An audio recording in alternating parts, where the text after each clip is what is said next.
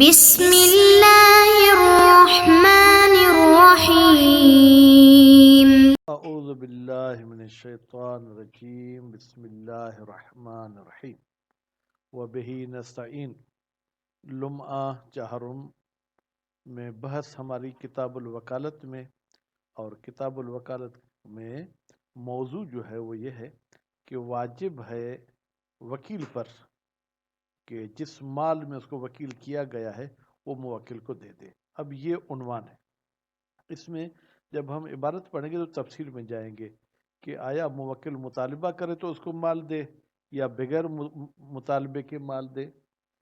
پھر ایک شک یہ ہے کہ موکل نے کہا کہ مجھے اپنا مال دے دو، لیکن اس کو کوئی عرفی مجبوری تھی یا شرعی مجبوری تھی جس کی وجہ سے وہ نہیں دے سکا۔ اب جب مال دینے گیا تو پھر اس مال میں کوئی مسئلہ ہو گیا، تو اس صورتحال میں کس طریقے سے اس مسئلے کو حل کیا جائے گا۔ تو اب وہ عبارت کو ہم دیکھتے ہیں۔ عبارت میں اس کو علیہ واجب ہے وکیل پر، یجبو کا فاعل کیا ہے؟ تسلیم و حوالے کرنا، ما اس چیز کا فی یدہی جو وکیل کے ہاتھ میں ہے۔ وہ کس کو دے؟ الی الموکل، موکل کو دے گا، لیکن اذا طولب بالمال، جب وکیل سے مطالبہ کیا جائے مال کا، سواء فی ذالک، مساوی ہے، برابر ہے اس مال کے ادا کرنے کے واجب ہونے میں، المال الذی وکل فی بیعہ، وہ مال کے جس کے بیچنے میں اس کو وکیل کیا گیا تھا۔ موکل نے کہا کہ یہ میری گائے بیچ کر آؤ، یہ گائے لے گیا، ابھی گائے مثلا اپنے گھر باندھی تھی، موکل نے کہا مجھے اپنی گائے واپس کر دو، تو گائے بھی کھڑی ہے، واجب ہے گائے واپس کر دے۔ اور اگر وہ گائے بیچتی ہے تو پھر اس کی جو ثمن ملی ہے تو وہ جو ہے دے دے گا۔ والمبیع الذی اشترا ہو، اور وہ مبیع کہ جس کو اس نے خریدا ہے وہ حوالے کرنا ہے۔ وثمنہ، اور اگر مبیع اس نے نہیں خریدی ہے تو قبل شراء، وہ کہتا ہے کہ بھائی مجھے اپنے پیسے دے دو، تو اس کو پیسے دینے ہیں۔ وغیرہا، وغیرہا کا مطلب کیا ہے؟ یعنی اس قسم کا جو ہے کیا ہے وہ مال ہو یا اس کے علاوہ کچھ اور ہو۔ وَنَبَّهَ بِقَوْلِهِ، مصنف صاحب نے متنبہ کیا ہے اپنے اس قول کے ساتھ، اذا طولب، جب وکیل سے مانگا جائے، جب طلب کیا جائے، علی انہ نبہ کے ساتھ تعلق رکھتا ہے، علی انہ بتحقیق شان یہ ہے، لا یجب علی الوکیل، وکیل پر واجب نہیں ہے دفع المال الی الموکل، کہ وہ مال دے دے موکل صاحب کو، قبل طلب الموکل، ابھی موکل نے طلب نہیں کیا تھا، بل معہ، بلکہ اس وقت مال دینا واجب ہے جب مطالبہ ہو، وہ ما امکان دفع، اور مال دینا ممکن بھی ہو، شرعاً و عرفاً، یعنی شرعی لحاظ سے بھی کوئی مجبوری نہ ہو مال دینے سے، عرفی لحاظ سے بھی کوئی مجبوری نہ ہو، کالودیعۃ، جیسے امانت بھی دینا واجب ہوتا ہے۔ فلو اخر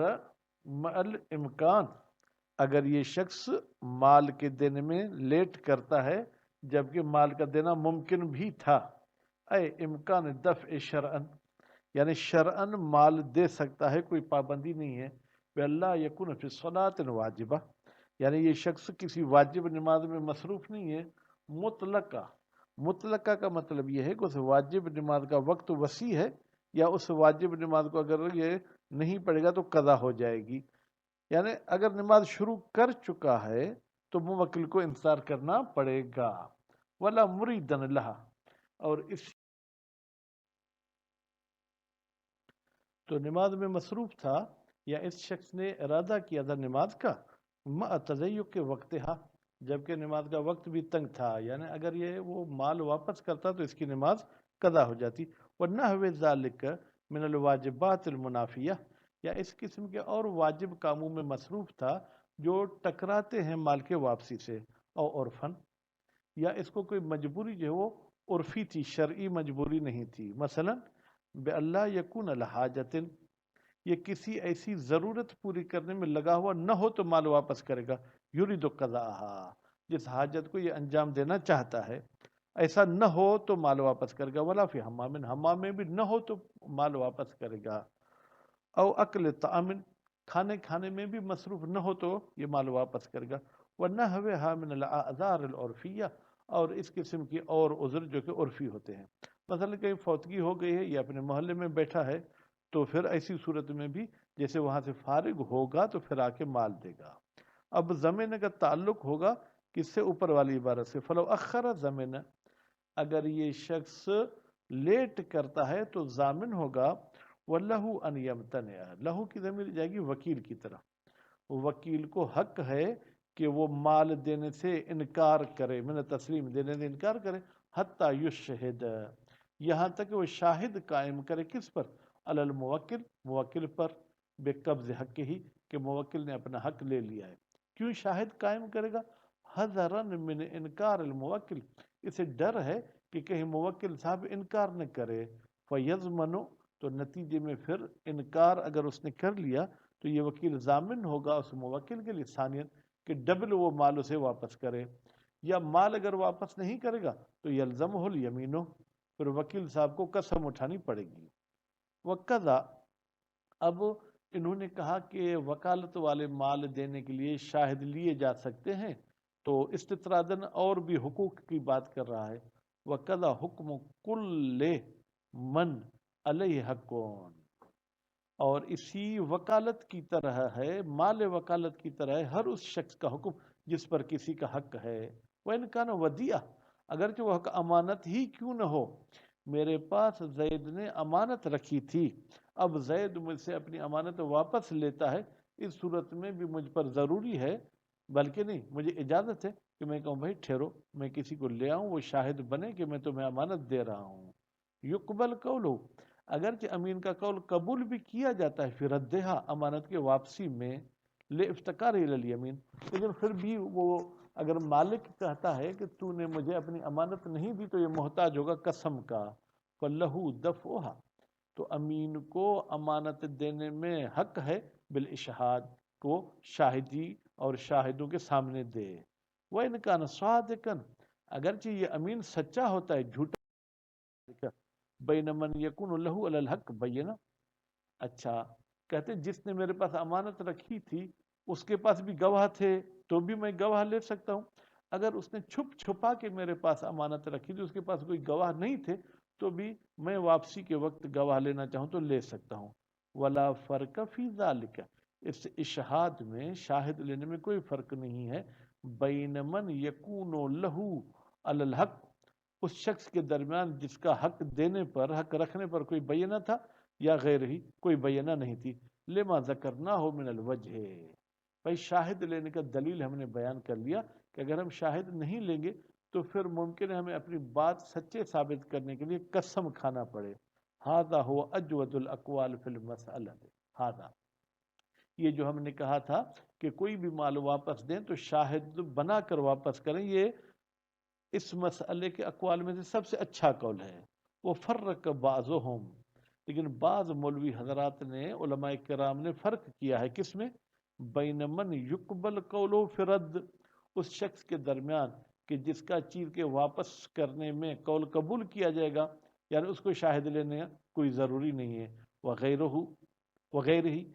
اور دوسرا وہ شخص کہ جس کی بات واپسی میں قبول نہیں کی جاتی اس کو شاہد لینا چاہیے، وآخرون،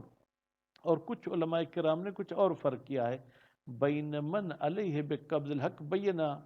کہ وہ بندہ کہ جس کی طرف کسی کا حق ہے اگر حقدار کے پاس بینہ ہے تو یہ واپسی میں بھی بینہ لے لے گا، لیکن اگر اگلی پارٹی کے پاس شاہد نہیں ہے تو مجھے بھی شاہد بنانا ضروری نہیں، کیونکہ اگر وہ کل دعویٰ کرے گا کہ یہ شخص مجھے میرا مال نہیں دے رہا، کہیں گے بھائی شاہد، کہیں گے شاہد تو نہیں ہے، تو یہ شخص کہے گا شاہد نہیں ہے تو تمہارا مال مجھ پر ثابت نہیں ہوتا ہے، وَالدَّفْعُ ضرر الیمین یدفع ذلک کلہ، فرماتے ہیں کہ بھائی قسم کھانا بھی ایک نقصان دہ چیز ہے، یہ ان تمام توجیحات کو دور کر دیتا ہے، یعنی چاہے میری بات قبول ہو چاہے قبول نہ ہو، چاہے واپسی میں مجھے سچا سمجھا جائے چاہے سچا نہ سمجھا جائے، تو بھی بھائی میں قسم نہیں کھاتا، اس لیے میں یہ مال اس وقت واپس کروں گا جب شاہد ہوں، خصوصاً فی بعض الناس، خاص طور پر بعض ایسے لوگ ہیں جو قسم نہیں کھاتے ہیں، فَإِنَّ ضَرَرَ الْغَرَامَةِ عَلَيْهِمْ، بے تحقیق ان پر وہ چیز دوبارہ ادا کرنا اسہل من الیمین، قسم کھانے سے بہت زیادہ آسان ہوتی ہے۔ ہمارے ہاں تو معاشرہ یہ ہے کہ بھائی 100 روپے کے لیے بھی ہم قسم کھا لیتے ہیں، لیکن بعض لوگ لاکھوں کے لیے بھی قسم نہیں کھاتے۔ والوکیل فی الودیعۃ لمال شخص عند آخر، اگر میں نے زید کو وکیل بنایا کہ میرا یہ مال امانت کر کے رکھ کر آؤ کسی دوسرے بندے کے پاس، لا یجب علیہ الاشہاد، اس وکیل پر ضروری نہیں ہے کہ امانت رکھتے وقت کوئی شاہد کھڑا کرے علی المستودع، اس امانت رکھنے والے پر، امین پر، بخلاف الوکیل فی قضاء الدین، کہ جس کو میں نے وکیل بنایا جاؤ میرا قرضہ ادا کر کے آؤ، تو اس کے لیے جو ہے کہ شاہد لینا ضروری ہے۔ وہ تسلیم المبی، یا میں کہتا ہوں کہ بھائی میری جو فلاں چیز بیچی ہوئی ہے اس کو فلاں کے حوالے کر کے آؤ، فَلَيْسَ لَهُ ذَلِكَ، تو پھر حق نہیں ہے اس وکیل کو امانت اس میں جناب قرض ادا کرنے میں اور مبیع کے حاصل کرنے میں، حتی یشہد، جب تک وہ گواہ نہیں لے گا تب تک یہ چیزیں اس کے لیے کرنا ضروری نہیں ہے۔ بھائی امانت میں آپ کہتے ہیں گواہ نہیں لے گا، لیکن قرض کے ادائیگی میں اور مبیع کے تسلیم میں گواہ لے گا۔ فرماتے والفرق، دونوں باتوں میں بھائی فرق ہے، ان الودیعۃ مبنیۃ علی الاخفاء، امانت رکھی جاتی ہے اس میں مقصد یہ کہ چھپ چھپا کے میرا مال کسی اور کے پاس ہو، بخلاف غیر الودیعہ، لیکن امانت کے علاوہ دوسری چیزیں سب کھلے عام ہوتی ہیں۔ ایک بات، دوسری جو ہے کیا فرق یہ ہے، وَلِأَنَّ الْإِشْهَادَ عَلَى الْوَدِّعِ لَا يُفِيدُ زَمَانَ الْوَدِّعِ، اگر آپ امین پر شاہد بھی ٹھہرائیں گے تو بھی یہ شاہد اس کے ضمانت کا سبب نہیں بنتے، کیوں؟ لِقَبُولِ قَوْلِ الْوَدِّعِ فِي رَدِّ، اس لیے کہ امین اگر کہے میں نے چیز واپس کر دی تو اس میں اس کی بات مانی جائے گی، بخلاف غیر الودعی، بخلاف غیر امین کے۔ فَلَوْ لَمْ يُشْهِدْ عَلَى غَيْرِ الْوَدِعَ، اگر وکیل شاہد نہیں ٹھہراتا غیر امانت پر، قرض وغیرہ دینے پر، ضامن، کل اگر وہ سامنے والا کہتا ہے مجھے قرض ملا ہی نہیں تو یہ وکیل ضامن ہے، کیوں؟ لتفریط ہی، اس لیے کہ اس کو شاہد لینا چاہیے، اگر اس نے شاہد نہیں لیا تو گویا کہ اس نے کوتاہی کی ہے۔ ھذا اذا لم یکن الاداء بحضرت الموکل، البتہ یہ ضامن اس وقت ہوگا جب وہ موکل کے سامنے قرض ادا نہ کیا ہو، لیکن اگر موکل کو کہتے ہیں موکل صاحب آپ کا قرض میں اس بندے کو دے دوں، وہ کہتے ہیں ہاں دے دو، اسی کے سامنے دیا ہے، تو پھر جو ہے کیا ہے، وَإِلَّا انتفى الزمان، اگر موکل کے سامنے دیا ہے تو ضمانت ختم ہو جائے گی۔ لِأَنَّ تَفْرِيطَ حِينَئِذٍ، اس لیے کہ کوتاہی موکل کے ہوتے ہوئے مستند الی الموکل، یہ موکل کی کوتاہی ہے، موکل وکیل کو کہتا بھائی تب تک قرض ادا نہیں کرو جب تک شاہد نہیں لے آتے، کیوں نہیں کہا؟ بس اس کا نہ کہنا یہ دلیل ہے کہ یہ اس کی کوتاہی ہے۔ تو اس درس میں آپ سے میں یہ سوال کروں گا کہ اگر کسی کا میرے پاس کوئی مال ہے تو وہ مال دینا واجب ہے یا واجب نہیں؟ کیا شرعی طریقے سے کچھ مجبوریاں ہیں مال کے واپس کرنے میں، عرفی طریقے سے کچھ مجبوریاں ہیں مال کے واپس کرنے میں؟ تو وہ شرعی اور عرفی مجبوریوں کو جو ہے کیا ہے ذرا ذہن میں رکھیں اور درس میں ڈھونڈ نکالیں۔ صلی اللہ علیہ محمد و آل محمد۔